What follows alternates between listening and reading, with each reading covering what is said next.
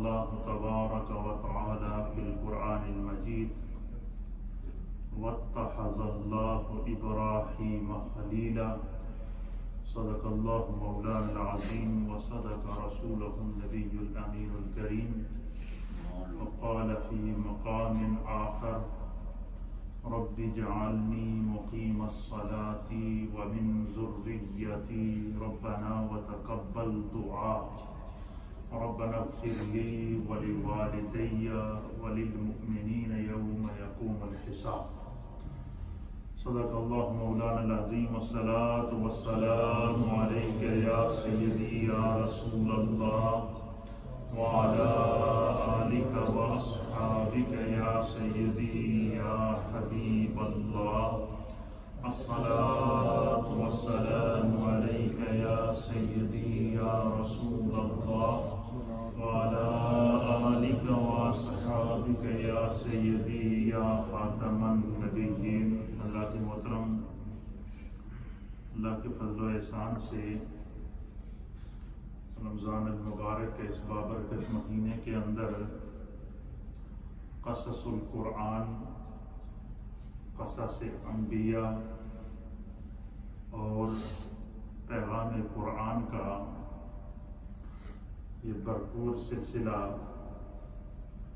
ہماری نیو مدینہ مسجد بولٹن سے رمضان المبارک 1440 ہجری کی خصوصی سیریل جاری و ساری ہے۔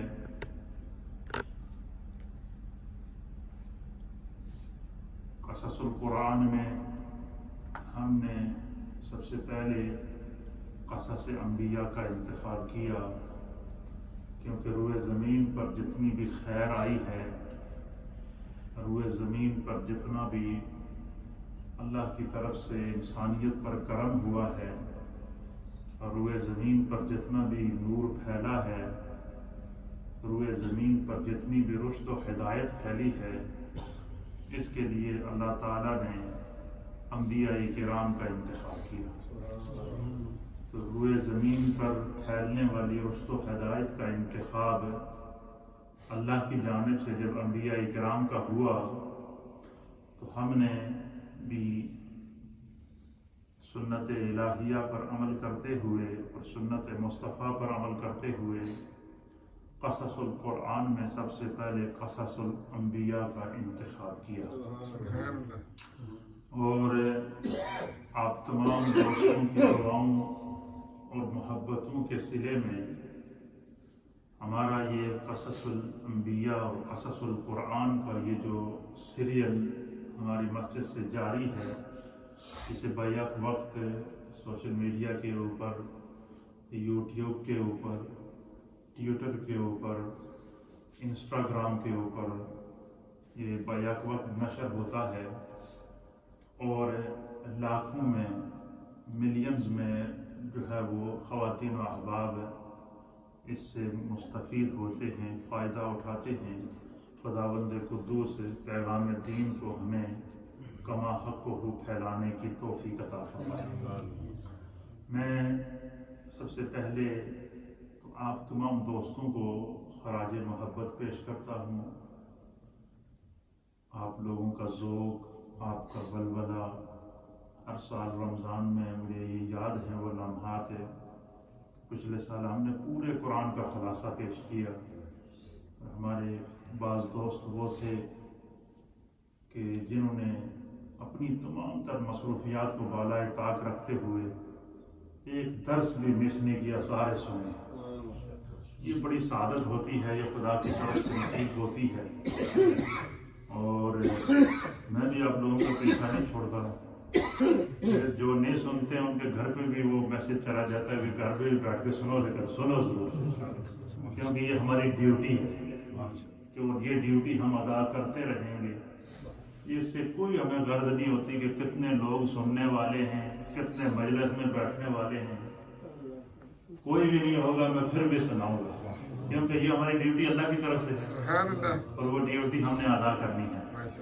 اس سے پہلے ہم نے کل کا جو درس ہم نے دیا تھا وہ کس بارے میں دیا تھا، یاد ہے آپ کو؟ حضرت صالح علیہ السلام اور ان کی قوم کا قصہ آپ کی خدمت میں پیش کیا تھا۔ آج کا جو درس ہے یہ حضرت سیدنا آدم علیہ نبینا علیہ السلام کے درس کی طرح یہ سب سے قرآن کریم کے اندر جتنے بھی قصص ہیں نا ان تمام قصص کا نچوڑ ہے آج کا درس۔ اور یہ درس ایک درس نہیں ہوگا، جس طرح میں نے حضرت آدم علیہ السلام کے سیرت کے اوپر، آپ کے بایوگرافی کے اوپر تقریباً 8 درس دیے ہیں، 8 لیکچر حضرت آدم علیہ السلام کے۔ اسی طریقے سے حضرت ابراہیم علیہ السلام کا چونکہ آج ذکر ہے، آپ جد الانبیاء ہیں، آپ سے اللہ تعالیٰ نے انبیاء اکرام کی نسل کو تواتر سے چلایا ہے، اور آپ کی واقعات، آپ کی زندگی پیدائش سے لے کر وصال تک آپ کی زندگی کا کوئی لمحہ ایسا نہیں ہے جو آپ نے اللہ کے دین کی خدمت کے لیے، رب کریم کی محبت کے لیے نہ گزارا۔ آپ کی زندگی کا ایک ایک سانس انسانیت کے لیے پیغام رشد و ہدایت ہے۔ کیا ہے؟ اور یہی وجہ ہے کہ اللہ تعالیٰ نے حضرت ابراہیم علیہ السلام کے بارے میں فرمایا کہ وَلَقَدْ آتَيْنَا إِبْرَاهِيمَ رُشْدًا، کہ ہم نے ابراہیم علیہ السلام کو ہدایت دے کر دنیا کے اندر بھیجا۔ وہ ہدایت کو بانٹتے تھے، وہ ہدایت کے امام تھے، وہ رشد و ہدایت کے امام تھے۔ پھر اللہ تعالیٰ نے حضرت سیدنا ابراہیم علیہ السلام کو اپنا خلیل بنایا، اور اللہ تعالیٰ نے آپ کی اس خلت کا اعلان بھی قرآن کے اندر ارشاد فرمایا وَاتَّخَذَ اللَّهُ إِبْرَاهِيمَ خَلِيلًا، کہ اور بنا لیا اللہ تعالیٰ نے ابراہیم کو اپنا پیارا خلیل۔ حضرت سیدنا ابراہیم علیہ السلام کا ذکر، آپ کو جن جن آزمائشوں سے گزرنا پڑا، دین اسلام کے لیے آپ نے جو قربانیاں پیش کی، تاریخ انسانیت میں اس کی مثال نہیں ملتی۔ کسی بھی چیز کی محبت کے اظہار کے لیے بندہ یا اپنے آپ کو پیش کرتا ہے، یا اپنی اولاد کو پیش کرتا ہے، یا اپنے مال کو پیش کرتا ہے، لیکن حضرت سیدنا ابراہیم علیہ السلام کی سیرت کو اب ہم دیکھتے ہیں تو انہوں نے اپنی جان کا نذرانہ پہلے پیش کیا اپنے رب کی بارگاہ میں۔ اپنے آپ کو آگ سے گزرنا پڑا، لیکن رب کریم کی محبت اور آپ کے عشق نے، آپ کے ساتھ جو اللہ کا سچا عشق اور محبت تھا، اس کا آپ نے آگ کے اندر کود کر، آگ میں چھلانگ لگا کر، آگ سے گزر کر اپنے آپ کو اپنے رب کی محبت کا وہ اعلان کر کے کائنات کو دکھایا کہ جب خدا پر بندہ ایمان لائے تو اس کا ایمان ایسا ہونا چاہیے کہ اگر آگ سے بھی گزرنا پڑے تو گزر جائے گا۔ پھر آزمائش آئی، ہجرت کرنا پڑی، ہجرت کی۔ پھر آزمائش آئی، بیٹے کے گلے پر چھری چلانا پڑی، زمین اور آسمان کانپ اٹھے، لیکن ابراہیم اس قربانی سے گزر گئے۔ کیا کیا واقعات ہیں آپ کی، کیا کیا معجزات ہیں، کیا کیا محبتیں ہیں، کیا کیا اپنے رب سے تعلق ہے۔ اس کی کسی ایک ایک چیز کا جب بندہ ذکر کرتا ہے تو آدمی کی عقل حیران رہ جاتی ہے، اور ایمان نہ صرف مضبوط ہوتا ہے بلکہ محبت الہی اور عشق مصطفیٰ میں جولانی کے اندر اضافہ ہوتا ہے۔ اور آپ کا تذکرہ تفصیل سے بیان کرنے سے پہلے حسب دستور جو ہم نے قصص الانبیاء کا ایک طریقہ کار، ایک سکیچ آپ کے سامنے تیار کیا ہے کہ سب سے پہلے جس نبی کا ذکر کیا جاتا ہے اس کا خاندانی پس منظر، اس کا حسب و نسب، پھر قرآن حکیم فرقان مجید کے کتنے مقامات پر اللہ نے اس نبی کا ذکر کن کن پیراؤں کے اندر کیا، اس کے علاوہ پھر اس نبی کو کن کن معجزات اللہ تعالیٰ نے کیا کیا معجزات عطا کیے، پھر اس نبی کو کن کن آزمائشوں سے گزرنا پڑا۔ یہ ایک سلسلہ ہمارا جاری ہے۔ اسی ترتیب کو قائم رکھتے ہوئے میں سب سے پہلے آپ کی خدمت میں تعارف ابو الانبیاء جد الانبیاء حضرت سیدنا ابراہیم علیہ السلام پیش کرتا ہوں۔ میں چاہوں گا آپ جتنے حضرات میری اس مجلس میں بیٹھے ہیں وہ بھی، جو ریڈیو کے ذریعے اس مجلس کو سن رہے ہیں وہ بھی، اور جو سوشل میڈیا کے ذریعے اس وقت پوری دنیا میں اس پروگرام کو دیکھ رہے ہیں وہ بھی اس پروگرام کو تذکرہ سیدنا ابراہیم علیہ السلام سننے سے پہلے سب سے پہلے ہم سب مل کر ایک مرتبہ درود ابراہیمی پڑھ لیں۔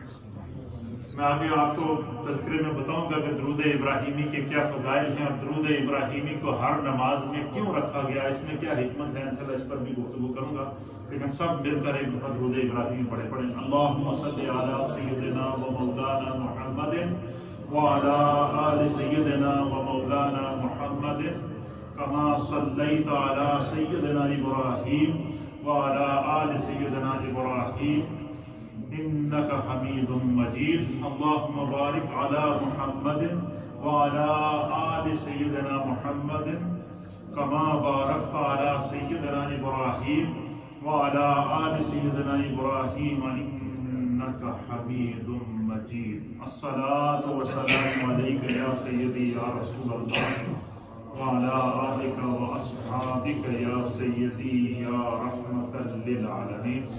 حضرت سیدنا ابراہیم علیہ السلام کا نام النامی اسم گرامی ابراہیم تھا۔ کیا نام تھا؟ ان کو مختلف قراتوں سے پکارا جاتا ہے۔ قرآن نے آپ کو ابراہیم کہہ کر پکارا ہے، اس لیے ہم ابراہیم ہی کہیں گے، لیکن جو سابقہ کتب ہیں ان کتبوں کے اندر آپ کا نام ابراہم کہا گیا ہے، اور انگلش میں بھی شاید ان کو ابراہم ہی کہتے ہیں۔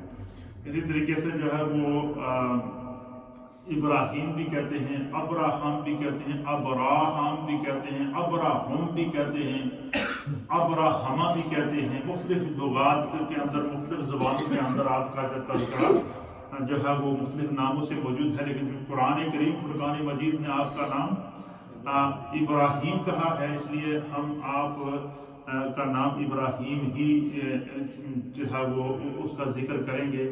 اور آپ کا جو نام ابراہیم ہے اس کے اندر آپ یہ سمجھ لیں کہ ایک دفعہ آپ کا نام لینے سے یہ چونکہ قرآنک ورڈ بن گیا ہے تو اللہ تعالیٰ ہمارے نصیب میں 50 سے زائد نیکیاں لکھ دیتا ہے۔ اور جس نبی کا نام لینے سے 50 سے زائد صرف نیکیاں حصے میں آ جائیں، اس نبی کا تذکرہ سننے کی کیا برکت ہوگی، اس نبی کا ذکر سننے کا کیا فضیلت ہوگی۔ اللہ تعالیٰ ہمیں برکات نصیب فرمائے۔ آپ کا نام ابراہیم تھا، آپ کے والد کا نام طارق تھا۔ کیا تھا؟ طارق۔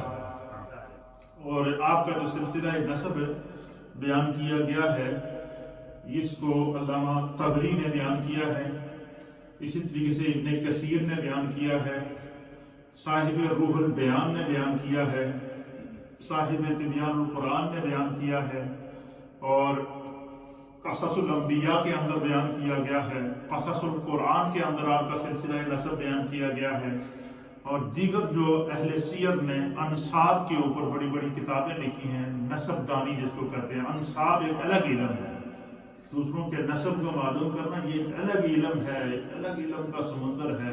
علم الانساب کے بڑے بڑے ماہرین ہیں جنہوں نے کئی جلدوں میں کتابیں لکھی ہیں، اور جنہوں نے حضرت آدم علیہ السلام سے لے کر جناب سیدنا محمد صلی اللہ علیہ وسلم تک ہر انسان کا جس کا تاریخ میں کسی نہ کسی حوالے سے نام آتا ہے، انہوں نے ان کے انساب کو، ان کے نسبوں کو جمع کر کے یہ بتایا ہے کہ انسانیت کی یہ چین کہاں سے چلا ہے اور کہاں تک جاتا ہے۔ تو علم الانساب کے ماہرین نے آپ کا جو سلسلہ نسب لکھا ہے وہ یہ لکھا ہے کہ ابراہیم بن طارق بن ناخور بن سارو بن ارغو بن فالغ بن عابر بن شالح بن کینان بن ارفشد بن سام بن نوح علیہ السلام۔ تو گویا حضرت سیدنا ابراہیم علیہ السلام آپ حضرت نوح علیہ السلام کی اولاد میں سے تھے۔ 9 واسطوں کے بعد حضرت نوح علیہ السلام تک آپ کا واسطہ پہنچتا ہے، اور اسی طریقے سے اس سلسلہ نسب کو نوح علیہ السلام سے حضرت آدم علیہ السلام تک اگر لے جایا جائے تو حضرت نوح علیہ السلام کا سلسلہ نسب جو ہے یہ تقریباً 6 واسطوں کے بعد جا کے جناب سیدنا شیس علیہ السلام سے ہوتا ہوا سیدنا آدم علیہ السلام تک پہنچتا ہے۔ اس طریقے سے حضرت ابراہیم علیہ السلام کا سلسلہ نسب 9 واسطوں تک تو حضرت نوح علیہ السلام تک پہنچتا ہے، اور آپ کا سلسلہ نسب 16 واسطوں کے بعد آپ جا کر ڈائریکٹ حضرت سیدنا آدم علیہ نبینا علیہ السلام سے ملتا ہے۔ آپ کو اللہ تعالیٰ نے بے شمار کمالات اور معجزات عطا فرمائے تھے۔ قبل اس کے کہ میں ان کمالات کی طرف آؤں، ان معجزات کی طرف آؤں، سب سے پہلے ہمیں سمجھنا ہوگا کہ اللہ تعالیٰ نے جو آپ کو اتنا بڑا اعزاز عطا فرمایا، اس میں یہ سمجھیے گا کہ حضرت ابراہیم علیہ السلام کی 2 بیویاں تھیں، اور ان 2 بیویوں سے اللہ تعالیٰ نے آپ کو 2 نبی عطا فرمائے، 2 بیویوں سے 2 بیٹے عطا فرمائے، دونوں نبی تھے۔ اور حضرت ابراہیم علیہ السلام کی جو پہلی بیوی تھی، جن کا نام تھا حضرت سارہ، کیا نام تھا؟ حضرت سارہ سے اولاد بعد میں ہوئی ہے۔ جو آپ کی دوسری بیوی تھی حضرت ہاجرہ، ان سے اللہ نے آپ کو پہلے اولاد عطا فرمائی، اور ان سے جو آپ کے بیٹے پیدا ہوئے ان کا نام تھا حضرت سیدنا اسماعیل علیہ السلام۔ حضرت سیدنا اسماعیل علیہ السلام جو ہے وہ اور پھر دوسرے بیٹے جو اللہ نے آپ کو عطا فرمائے، تو ان کا نام تھا حضرت سیدنا اسحاق علیہ السلام۔ اب حضرت اسحاق علیہ السلام سے جتنے اولاد ہوئی نا، جتنے بنی اسرائیل کے اندر نبی اللہ نے بھیجے حضرت عیسیٰ علیہ السلام تک، یعنی حضرت اسحاق سے لے کر حضرت عیسیٰ علیہ السلام تک جتنے انبیاء اکرام آئے ہیں، یہ سارے کے سارے بنی اسرائیل سے تھے۔ کس سے تھے؟ بنی اسرائیل سے تھے، اور یہ سارے کے سارے انبیاء یہ حضرت اسحاق علیہ السلام کی اولاد میں سے تھے۔ اور حضرت اسماعیل علیہ السلام کی اولاد میں سے صرف ایک نبی پیدا ہوا، جس کو جناب سید العالمین محمد رسول اللہ صلی اللہ علیہ وسلم۔ تو حضرت اسماعیل علیہ السلام کی اولاد میں سے صرف ایک نبی پیدا ہوا، جو اللہ نے جن کو آخری نبی بنایا، جناب ہمارے آقا و مولا جناب سید العالمین محمد رسول اللہ صلی اللہ علیہ وسلم۔ اور حضرت اسحاق علیہ السلام کی اولاد سے بنی اسرائیل کے حضرت عیسیٰ علیہ السلام تک تمام انبیاء اکرام اللہ نے پیدا فرمائے۔ تو یعنی تمام انبیاء اکرام کی نسل جو چلی ہے آگے، جتنی جو ہے یہ ساری کی ساری، اس کا جو ہے وہ حضرت ابراہیم علیہ السلام سے یہ نسل چلتی ہے، پھر ابراہیم علیہ السلام سے حضرت نوح علیہ السلام تک جاتی ہے، حضرت نوح علیہ السلام سے جو ہے وہ ہوتی ہوئی حضرت شیث علیہ السلام اور حضرت آدم علیہ السلام تک جاتی ہے۔ تو یہ اس میں سمجھنا ضروری ہے۔ پھر یہ بات سمجھنا ضروری ہے کہ اللہ تعالیٰ نے قرآن حکیم فرقان مجید میں کتنی صورتوں میں تذکرہ ابراہیم علیہ السلام کیا، ایک۔ دوسرا یہ کہ قرآن حکیم فرقان مجید کی کتنی آیات کے اندر اللہ رب العالمین نے تذکرہ حضرت سیدنا ابراہیم علیہ نبی علیہ السلام فرمایا۔ یہ جب آپ سنیں گے تو آپ کا ایمان تازہ ہو جائے گا، اس سے آپ کو خود پتہ چل جائے گا۔ یعنی جب ہم ان صورتوں کا، ان آیات کا ذکر کرتے ہیں کہ جن کے اندر نام لے کر اللہ نے اپنے پیارے خلیل حضرت ابراہیم علیہ السلام کو پکارا ہے، تو انسان کا ایمان تازہ ہو جاتا ہے کہ جب خدا ہو کر اپنے نبی کا اتنا ذکر کر رہا ہے، اتنے مقامات پر اللہ ان کو بار بار ان کا نام لے کر ان کو پکار رہا ہے، ان کی عظمت کو بیان کر رہا ہے، ان کے معجزات کو بیان کر رہا ہے، ان کے کمالات کو بیان کر رہا ہے، تو ہم امتی ہو کر نبی کا تذکرہ جتنا کہہ رہے ہیں اتنا کم ہے، کیونکہ اللہ جب بار بار قرآن کے اندر کر رہا ہے۔ اچھا، خدا یہ نہیں کر سکتا تھا کہ کسی ایک صورت میں حضرت ابراہیم علیہ السلام کا قصہ بیان کر دیتا، کسی ایک صورت میں آپ کا ذکر کر دیتا، لیکن اللہ تعالیٰ نے قرآن حکیم کی 1 نہیں 2 نہیں 3 نہیں 25 صورتوں میں تذکرہ ابراہیم علیہ السلام، نہ صرف تذکرہ ابراہیم علیہ السلام، 25 صورتوں کے اندر اللہ رب العالمین نے حضرت ابراہیم علیہ السلام کا ذکر کیا ہے، آپ کے نام کے ساتھ، آپ کی صفات کے ساتھ، آپ کے کمالات کے ساتھ، آپ کی عظمتوں کے ساتھ۔ کہیں آپ کو اپنا خلیل فرمایا، کہیں ابراہیم کہہ کر کے پکارا، کہیں جو ہے وہ اللہ تعالیٰ نے آپ کو مختلف صفات اور کمالات کے ساتھ پکارا، تو قرآن کریم فرقان مجید کی جن صورتوں میں اللہ تعالیٰ نے حضرت ابراہیم علیہ السلام کا نام لے کر آپ کا ذکر، آپ کا تذکرہ خدا نے فرمایا ہے، ان صورتوں کے اندر سورہ بقرہ کے اندر اللہ تعالیٰ نے جو ہے وہ 12 آیات ہیں سورہ بقرہ کے اندر۔ کتنی آیات ہیں سورہ بقرہ میں؟ 12 آیات ہیں سورہ بقرہ کے اندر، اور ان 12 آیات کے اندر ان میں سے آیت نمبر 124 میں اللہ نے ذکر ابراہیم علیہ السلام فرمایا ہے۔ سورہ بقرہ کی آیت نمبر 125 میں اللہ تعالیٰ نے تذکرہ سیدنا ابراہیم علیہ السلام فرمایا۔ سورہ بقرہ کی آیت نمبر 126 میں اللہ نے تذکرہ سیدنا ابراہیم علیہ السلام فرمایا۔ سورہ بقرہ کی آیت نمبر 127 کے اندر اللہ تعالیٰ نے تذکرہ سیدنا ابراہیم علیہ السلام فرمایا۔ سورہ بقرہ کی آیت نمبر 130 کے اندر اللہ تعالیٰ نے تذکرہ سیدنا ابراہیم علیہ السلام فرمایا۔ سورہ بقرہ کی آیت نمبر 132 کے اندر جو ہے وہ تذکرہ ابراہیم علیہ السلام، 133 کے اندر تذکرہ ابراہیم علیہ السلام، سورہ بقرہ کی آیت 135 کے اندر سورہ بقرہ کی آیت نمبر 136، 140، 258 اور 260۔ سورہ بقرہ میں 12 آیات ہیں جہاں خدا نام لے کر تذکرہ ابراہیم علیہ السلام فرمایا۔ اب آپ دیکھیں کہ سورہ بقرہ میں جب ذکر ابراہیم آیا تو خداوند قدوس نے چاہا کہ میں بار بار ابراہیم علیہ السلام کا ذکر کروں، تو سورہ بقرہ میں 12 مقامات میں اللہ تعالیٰ نے حضرت ابراہیم علیہ السلام کا ذکر کیا۔ سورہ آل عمران کے اندر 7 مقامات ہیں جہاں اللہ نے حضرت ابراہیم علیہ السلام کا ذکر فرمایا۔ سورہ آل عمران کی آیت نمبر 33 کے اندر، 65 کے اندر، 67 کے اندر، 68 کے اندر، 84 کے اندر، 95 کے اندر، 97 کے اندر، یہ 7 آیات ہیں سورہ آل عمران کے اندر جہاں خداوند قدوس تذکرہ سیدنا ابراہیم علیہ السلام ان کے نام کے ساتھ فرما رہا ہے، ان کی صفات کے ساتھ فرما رہا ہے، ان کے کمالات کے ساتھ فرما رہا ہے۔ پھر اسی طریقے سے سورۃ النساء ہے۔ سورۃ النساء کی 3 آیات کے اندر اللہ تعالیٰ نے تذکرہ ابراہیم علیہ السلام فرمایا۔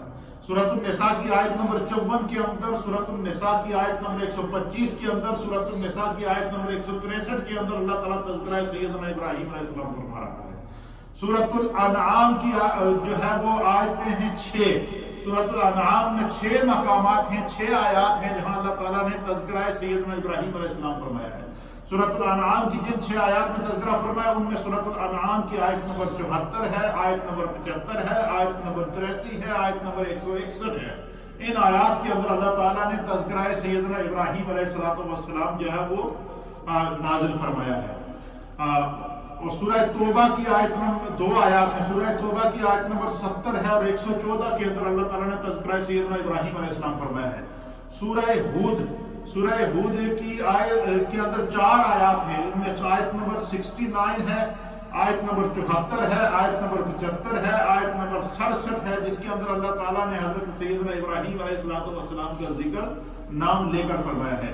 اسی طریقے سے سورہ ابراہیم کے اندر اللہ تعالیٰ نے کی آیت نمبر 35 کے اندر آپ کا نام لے کر آپ کا ذکر فرمایا ہے۔ سورہ النحل کی آیت نمبر 120 اور 123 کے اندر 2 مقامات پر اللہ تعالیٰ تذکرہ سیدنا ابراہیم علیہ السلام فرما رہا ہے۔ سورہ انبیاء کی آیت نمبر یہ 51 ہے، آیت نمبر 60 ہے، آیت نمبر 62 ہے، آیت نمبر 69 ہے۔ سورہ الانبیاء کی 4 آیات ہیں جس کے اندر اللہ تعالیٰ نے نام لے کر حضرت ابراہیم علیہ السلام کا تذکرہ فرما رہا ہے، اور یہ سورہ انبیاء کے اندر اللہ تعالیٰ پورا واقعہ ابراہیم علیہ السلام ان کو کن مشکلات سے گزرنا پڑا، کن کن مقامات سے گزرنا پڑا، اس کو اللہ تعالیٰ نے بڑی تفصیل کے ساتھ بیان فرمایا ہے۔ پھر اسی طریقے سے سورۃ الشعراء کی آیت نمبر 69، ایک آیت کے اندر اللہ تعالیٰ نے حضرت ابراہیم علیہ السلام کا ذکر فرمایا۔ سورۃ الاحزاب کی آیت نمبر 7 میں اللہ نے تذکرہ ابراہیم علیہ السلام فرمایا۔ سورہ 7 کی آیت نمبر 45 کے اندر اللہ تعالیٰ نے تذکرہ سیدنا ابراہیم علیہ السلام فرمایا۔ سورہ الزخرف کی آیت نمبر 37 کے اندر اللہ تعالیٰ نے تذکرہ سیدنا ابراہیم علیہ السلام فرمایا۔ سورہ النجم کی آیت نمبر 37 کے اندر ایک مرتبہ تذکرہ ابراہیم علیہ السلام فرمایا گیا۔ اسی طریقے سے سورہ الممتحنہ اس کی جو ہے وہ 2 آیات ہیں، آیت نمبر 6 اور آیت نمبر 38 کے اندر اللہ تعالیٰ تذکرہ سیدنا ابراہیم علیہ السلام فرما رہا ہے۔ سورہ یوسف کی جو ہے وہ آیت نمبر 51 کے اندر اللہ تعالیٰ تذکرہ سیدنا ابراہیم علیہ السلام فرما رہا ہے۔ سورہ الحجر کی جو ہے وہ آیت نمبر 41، آیت نمبر 46 اور آیت نمبر 58، 3 آیات کے اندر اللہ تعالیٰ تذکرہ سیدنا ابراہیم علیہ السلام فرما رہا ہے۔ سورہ مریم کی آیت نمبر 26 ہے، 43 ہے اور 78 نمبر آیت ہے، اس کے اندر اللہ تعالیٰ جو ہے وہ تذکرہ سیدنا ابراہیم علیہ السلام فرماتا ہے۔ سورہ الحج، سورۃ الحج کی 2 آیات ہیں، آیت نمبر 16 اور آیت نمبر 31 کے اندر اللہ تعالیٰ تذکرہ سیدنا ابراہیم علیہ السلام فرما رہا ہے۔ اسی طریقے سے سورہ العنکبوت، سورۃ العنکبوت کی 3 آیات ہیں، آیت نمبر 83 ہے، آیت نمبر 104 ہے اور آیت نمبر 109 ہے، ان کے اندر اللہ تعالیٰ تذکرہ سیدنا ابراہیم علیہ السلام فرما رہا ہے۔ سورہ صافات جو ہے وہ سورہ صافات کی جو ہے وہ سورہ صافات کی 3 آیات کے اندر اللہ تعالیٰ ذکر سیدنا ابراہیم علیہ السلام کا ذکر 83 نمبر آیت 104 اور 109 کے اندر آپ کا تذکرہ فرما رہا ہے۔ سورہ الصافات اس کی جو ہے وہ آیت نمبر 13 کے اندر اللہ تعالیٰ ذکر ابراہیم علیہ السلام فرما رہا ہے۔ سورہ الشورى کی آیت نمبر جو ہے وہ 13 کے اندر اللہ تعالیٰ جو ہے وہ ذکر ابراہیم علیہ السلام فرما رہا ہے۔ سورہ زاریات کی آیت نمبر 24 کے اندر اللہ تعالیٰ ذکر ابراہیم علیہ السلام فرما رہا ہے۔ سورہ الحدید کی آیت نمبر 26 کے اندر اللہ تعالیٰ ذکر ابراہیم علیہ السلام فرما رہا ہے، اور سورۃ الاعلیٰ کی آیت نمبر 19 کے اندر اللہ تعالیٰ ذکر ابراہیم علیہ السلام فرما رہا ہے۔ اس طرح قرآن کریم کی 25 صورتوں میں 63 ٹائم 25 صورتوں میں 63 مرتبہ اللہ تعالیٰ سیدنا ابراہیم علیہ السلام کا نام لے کر آپ کے صفات کے ساتھ، بعض جگہ آپ کے کمالات کے ساتھ، بعض جگہ آپ کے معجزات کے ساتھ، بعض جگہ آپ کے مرتبے اور مقام کے ساتھ، آپ کی عظمت اور رفعت کے ساتھ خداوند قدوس ذکر سیدنا ابراہیم علیہ السلام، اس سے آپ حضرت سیدنا ابراہیم علیہ السلام کا مقام اور مرتبہ آپ اندازہ لگا سکتے ہیں۔ تو اس پورے سکیچ کے اندر جو میں نے آیات قرآنی کا آپ کے سامنے نقشہ پیش کیا ہے، اس کو آسان پیرائے میں سمجھنے کے لیے تفصیل میں نے اس لیے بتا دی ہے تاکہ میڈیا کے اوپر اس کا ریکارڈ آ جائے، کہ ہر ایک کو سمجھنے، کوئی بندہ اس کے اوپر ریسرچ کرنا چاہے تو وہ ان نمبروں سے ان آیات کو کیا کر سکتا ہے، کھول کر پڑھ سکتا ہے۔ لیکن آپ کے لیے آسان اس کو یاد رکھنے کے لیے یہ چیز سمجھیے گا کہ 25 صورتیں ہیں قرآن میں جن میں ذکر ابراہیم علیہ السلام، کتنی صورتیں ہیں؟ 25 صورتیں، اور ان 25 صورتوں میں 63 آیات ہیں، 63 آیات ہیں۔ کتنی آیات ہیں؟ 63 آیات ہیں، جن کے اندر اللہ تعالیٰ نے اپنے پیارے خلیل حضرت سیدنا ابراہیم علیہ نبینا علیہ السلام کا ذکر فرمایا ہے۔ حضرت ابراہیم علیہ السلام کا نام ابراہیم تھا، اور آپ کی جو کنیت تھی، ہر نبی کو اللہ تعالیٰ نے کسی صفت اور کسی کمال سے پکارا ہے۔ جیسے نبی پاک صلی اللہ علیہ وسلم کی صفت کیا تھی؟ آپ کو رحمت للعالمین کہتے ہیں، کیونکہ اللہ تعالیٰ نے کائنات کے لیے آپ کو رحمت بنا کر بھیجا ہے، آپ حبیب کردگار ہیں۔ تو حضرت ابراہیم علیہ السلام کی کنیت تھی ابو ضیفان۔ ضیفان کا معنی ہے ضعیف، عربی زبان میں کہتے ہیں ضعیف، مہمان کو کہتے ہیں۔ حضرت ابراہیم علیہ السلام بہت زیادہ مہمان نواز تھے۔ آپ کے گھر کے 4 دروازے ہوتے تھے، چاروں مہمانوں کے لیے کھلے ہوتے تھے، اور مہمانوں کی لائنیں لگی ہوتی تھیں، اور ہر وقت آپ نے مہمانوں کے ضیافت کا اعلیٰ سے اعلیٰ کھانے کا اہتمام کیا ہوتا تھا، انتظام کیا ہوتا تھا۔ اس لیے آپ کی کنیت ابو ضیفان پڑی کہ آپ مہمان نواز تھے، ہر وقت مہمان، حتیٰ کہ یہاں تک روایات کے اندر آتا ہے کہ جس دن کے حضرت ابراہیم علیہ السلام کو کھانے میں کوئی مہمان نہ ملے، آپ اس دن روزہ رکھ لیا کرتے تھے، کھانا نہیں کھاتے تھے، اور کئی مائل تک سفر کر کے مہمانوں کو تلاش کر کے لاتے تھے۔ پھر جو وہ مختلف جگہوں سے جو ہے وہ جا کر آپ غلہ خرید کے لاتے تھے۔ اب ایک روایت کے اندر آتا ہے کہ ہزاروں کے حساب سے جو ہے نا لوگ آپ کے دروازے پر کھانا کھانے کے لیے آتے، اور حضرت سارا سے آپ کہتے اور حضرت حاجرہ سے کہتے کہ بس لنگر پکاؤ اور ان کو کھلاؤ۔ ایک دفعہ حضرت سارا نے کہا کہ جا کے غلہ ختم ہو گیا ہے، اور غلہ لے کر آئے تو اس دوران قحط پڑ گیا. کیا ہو گیا؟ قحط پڑ گیا. کہیں سے غلہ نہیں مل رہا تھا. بڑے گھومے پھرے اور نہیں ملا. تو آپ واپس آئے. تو واپس آتے ہوئے آپ نے سوچا کہ یہ جو میں نے بوری اٹھائی ہوئی ہے دانوں کے لیے کہ خالی لے جانا تو مناسب نہیں ہے. چلو کوئی مٹی بھر کے لے جانا, چلو کم از کم مٹی سے کام آ جائے گی. آپ وہ مٹی کی بوری بھر کے مٹی کے ڈھیلے اس بوری کے اندر ڈال کے جو ہے وہ لے کر آئے اور اٹھا کے لائے. تو تھکے ہوئے تھے. جیسے ہی گھر پہنچے نا تو اس مٹی کو پھینکا, زمین کے اوپر پھینک کے آپ سو گئے. سب گھر والے سو رہے تھے. آپ صبح کے ٹائم پہنچے, رات کا سفر کیا. صبح حضرت سارا اٹھی نا, تو وہ جب انہوں نے سوچا کہ حضرت ابراہیم علیہ السلام غلہ لے کر آئے ہوئے, تو اس میں سے جو وہ میں گندم نکالوں گی اور پیس کر جو وہ روٹیاں بناؤں گی, آگے مہمان آئیں گے ان کو کھانا کھلانا ہے. تو حضرت ابراہیم علیہ السلام تو سو گئے. تو حضرت سارا نے جب وہ جو بوریاں انہوں نے اٹھائی ہوئی تھی جو ہے وہ بوری جب کھولی نا, اس کے اندر انتہائی خوبصورت حسین و جمیل بڑے بڑے دانے والی گندم کی بری ہوئی تھی. اس مٹی کو اللہ تعالیٰ نے ایک گندم بنایا. وہ مٹی کیا ہوگی؟ اچھا, ابراہیم علیہ السلام سو گئے. وہ سو کے آرام سے, کیوں رات کے سفر کیا ہوا تھا, تھکے ہوئے تھے. حضرت سارا نے اس میں سے گندم نکالی اور آپ نے دیکھی اور نے کہا کہ یہ تو کوئی بڑی اعلیٰ نسل کی گندم ہے. لہذا میں ایسا کرتی ہوں کہ ساری نہیں پیستی ہوں, کچھ اس کا بیج رکھوں گی, اس کی بیج پجائی کروں گی تاکہ اس سے بڑی بڑی گندم نکلے. اہل سیر نے لکھا ہے کہ اس سے پہلے جب زمین پر گندم بوتے تھے نا, تو گندم کے پودے سے صرف ایک دانہ نکلتا تھا. لیکن وہ جو بیج جس مٹی کو اللہ تعالیٰ نے ابراہیم علیہ السلام کی برکت سے گندم بنایا تھا, اور میں اس گندم کا جب بیج زمین کے اندر بوتے تھے تو وہ پودا اپنی جڑوں سے لے کر جتنی اس کی ہائٹ ہوتی اس تک سارے کے سارے اس کے ساتھ دانے لگتے ہیں. آپ نے دیکھا گندم کے ایک پودے کے ساتھ کئی قسم کے دانے ہوتے ہیں, 100 کے قریب, 50 کے قریب, 60 کے قریب. بڑے بڑے سٹے نہیں ہوتے, اتنا بڑا اس کا سٹا ہوتا ہے اور اس کے ساتھ چاروں طرف دانے لگے ہوتے ہیں. فرمایا یہ وہی گندم ہے جس کو حضرت ابراہیم علیہ السلام کو, وہ مٹی ہے جس کو اللہ تعالیٰ نے حضرت ابراہیم علیہ السلام کی برکت سے گندم بنا دیا. یہ اسی کی نسل سے اللہ تعالیٰ نے آگے سے رزق کیا ہے, پھیلایا ہے. تو آپ مہمان نواز تھے, اس لیے آپ کی یہ کنیت ابو الضیفان رکھی گئی ہے.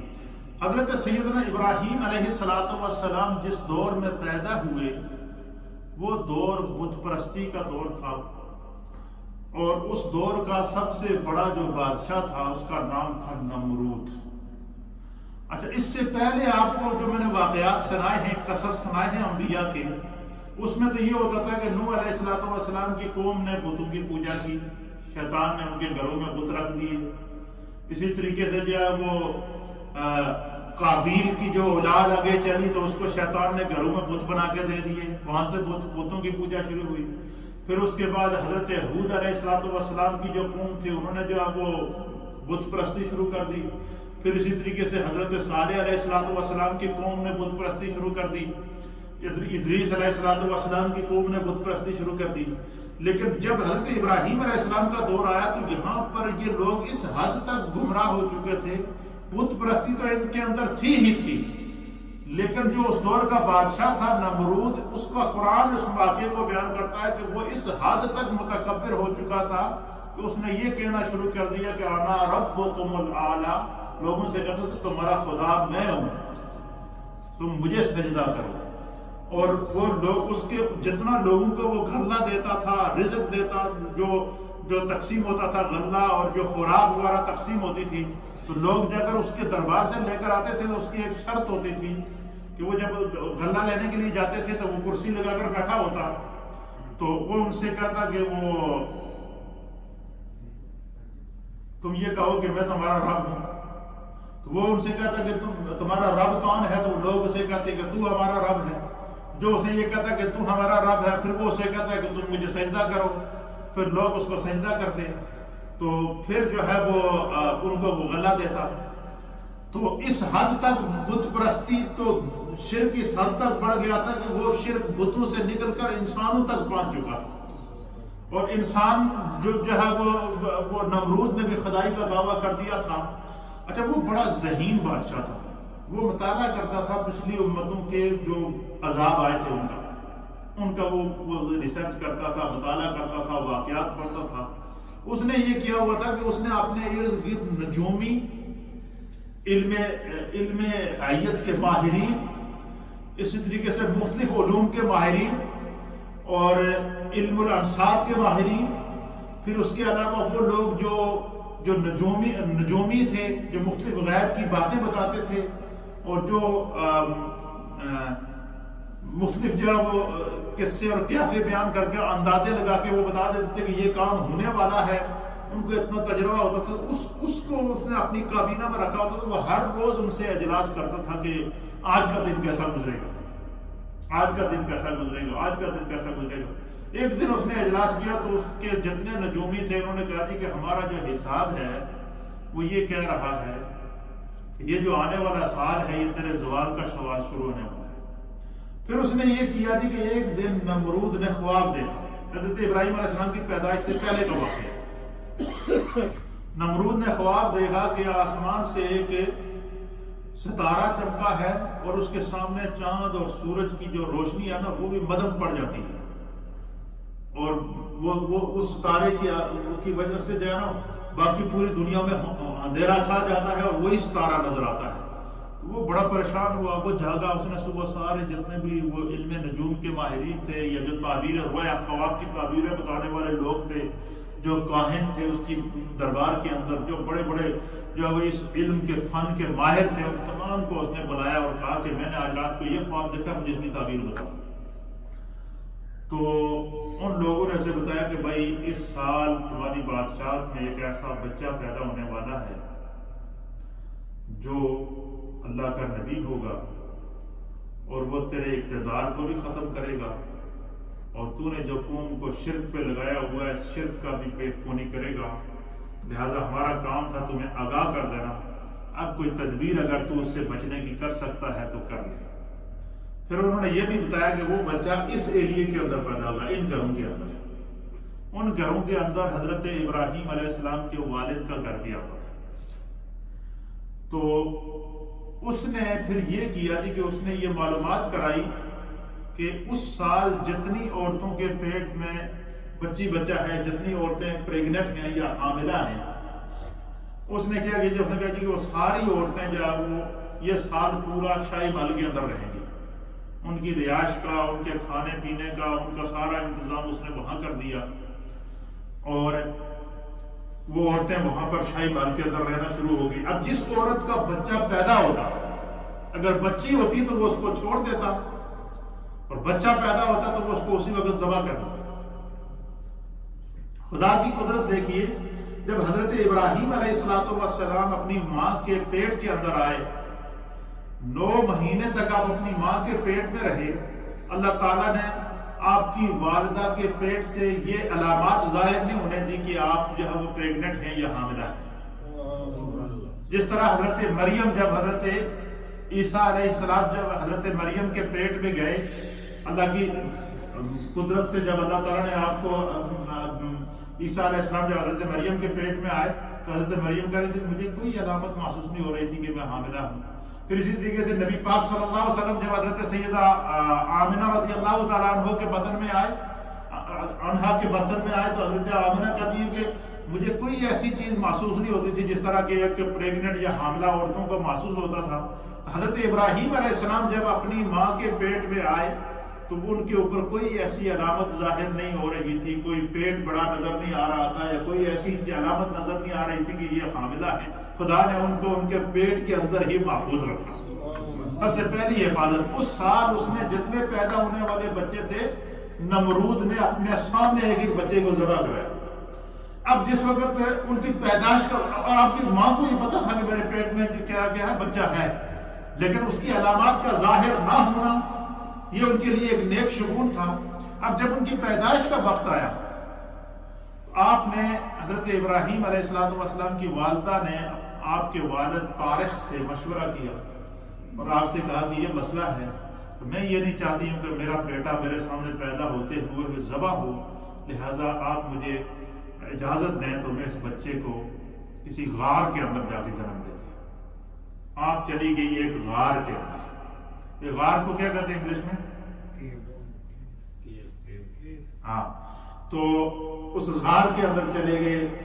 اس غار کے اندر جب وہ آپ کی والدہ چلی گئی تو وہاں پر اللہ تعالیٰ نے حضرت ابراہیم علیہ السلام آپ کو عطا فرمایا.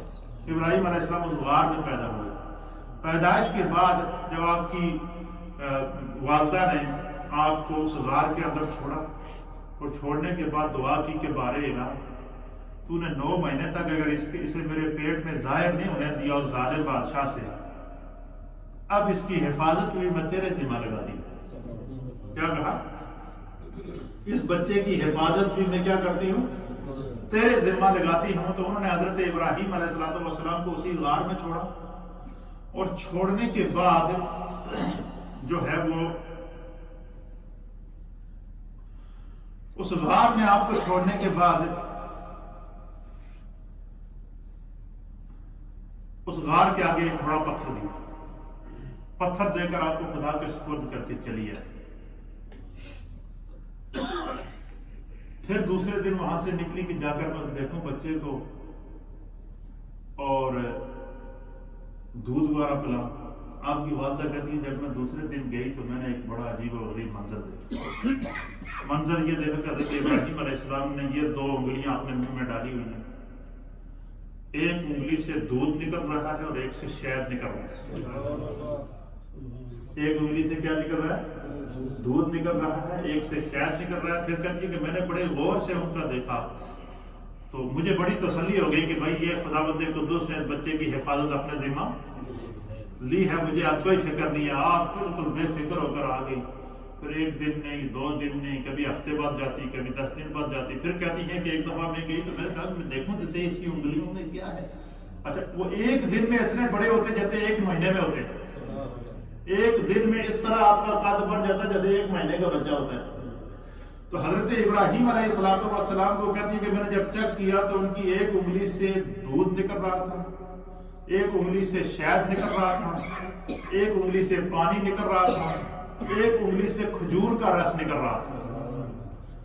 اس طرح آپ کی مختلف انگلیوں 5 انگلیوں سے بڑا کوئی نہ کوئی چیز، کوئی جنتی مشروب اس طرح نکل رہا تھا. اور آپ کو جب پانی پینے کی ضرورت ہوتی تو آپ یہ چھوٹی والی انگلی منہ میں ڈالتے، اس سے اللہ پانی دیتا.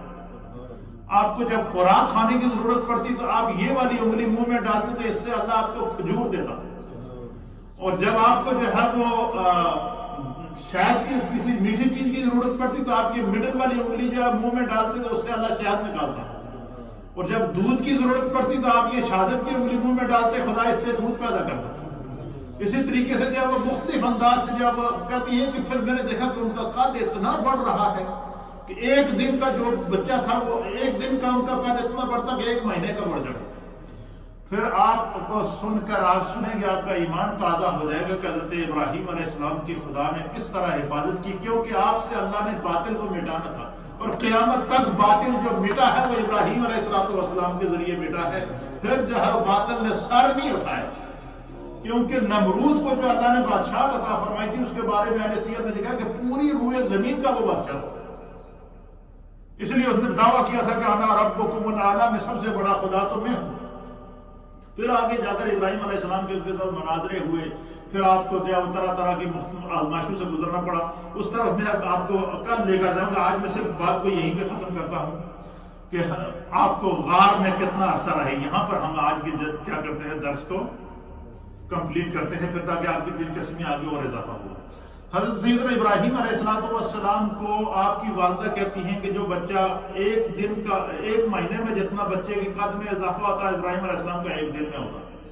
اسی طریقے سے کرتے کرتے 1 دن نہیں، 2 دن نہیں، 3 دن نہیں، 4 دن نہیں، 15 مہینے تک حضرت ابراہیم علیہ السلام اس غار میں رہے.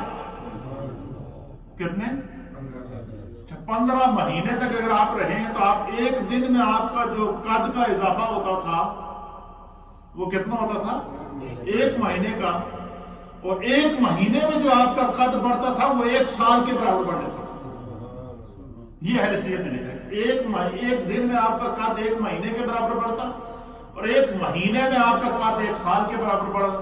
15 مہینے کے بعد جب حضرت ابراہیم علیہ السلام کا جو قد تھا وہ یہ لگ رہا تھا کہ آپ کی عمر مبارک 15 سال، جتنا 15 سال کا نوجوان بیٹا ہوتا ہے، جوان لڑکا ہوتا ہے، نوجوان ہوتا ہے، 15 مہینے میں آپ کا قد 15 سال کے لڑکے کے برابر ہو گیا۔ اور 15 مہینے کے بعد آپ نے اپنی والدہ سے کہا کہ اب میں باہر آؤں گا۔ پھر وہ جب آپ نے بولنا شروع کیا تو اس کے اوپر مفسرین نے بڑے مزیدار ایمان افروز واقعہ لکھے کہ والدہ سے سوالات کرتے تھے کہ ہمارا رب کون ہے، تو والدہ کہتی کہ ہمارا رب جو ہے وہ جو مختلف انداز سے ان سے سوالات کرتے، پھر لوگوں سے سوال، پھر آپ کا جو ایک چچا تھا اس کا نام تھا آزر، جس کو قرآن کریم نے بھی اس کا ذکر کیا ہے، تو کہ قرآن نے اس کو جو ہے وہ ذکر فرمایا، وہ جو آزر تھا نا وہ بت شکن تھا، وہ بت بناتا، بت شکن نہیں تھا، بت گر تھا، بت بناتا تھا۔ بت شکن تو اس کو کہتے ہیں جو بت توڑنے والا، ابراہیم علیہ السلام بت شکن تھے، بتوں کو انہوں نے سب نے توڑا ہے۔ اور آزر جو تھا، جو آپ کا چچا تھا، وہ بت بناتا تھا، اور وہ بتوں کا اتنا بڑا کاریگر تھا کہ وہ ہر شکل و صورت میں بت کو ڈال دیتا تھا۔ تو جو ہے وہ آپ والدہ سے پوچھتے کہ یہ لوگ بتوں کی پوجا کر رہے ہیں، یہ کیا ان کو کچھ کھانے پینے کے لیے دیتے ہیں، ان سے بولتے ہیں، ان کی آیتیں سنتے ہیں، اس طرح کے آگے انشاءاللہ اس کی تفصیلات بیان کریں گے۔ لیکن آج ہم اپنی گفتگو کو یہاں تک رکھتے ہیں کیونکہ تذکرہ ابراہیم علیہ السلام بڑا ہی دلچسپ اور بڑا ہی ایمان افروز ہے۔ تو حضرت ابراہیم علیہ السلام کی پیدائش کہاں ہوئی؟ ایک غار کے اندر ہوئی، اور اس غار کے اندر آپ کتنا عرصہ رہے؟ 15 مہینے تک رہے، اور قرآن کریم کی 25 صورتوں میں خدا نے آپ کا تذکرہ کیا، اور 63 آیات کے اندر اللہ تعالیٰ نے تذکرہ سیدنا ابراہیم علیہ السلام بیان فرمایا۔ پھر ابراہیم علیہ السلام کو کن کن آزمائشوں سے گزرنا پڑا، انشاءاللہ اس کے اوپر ہم آئندہ درس میں بات کریں گے۔ مجھے امید ہے کہ جتنی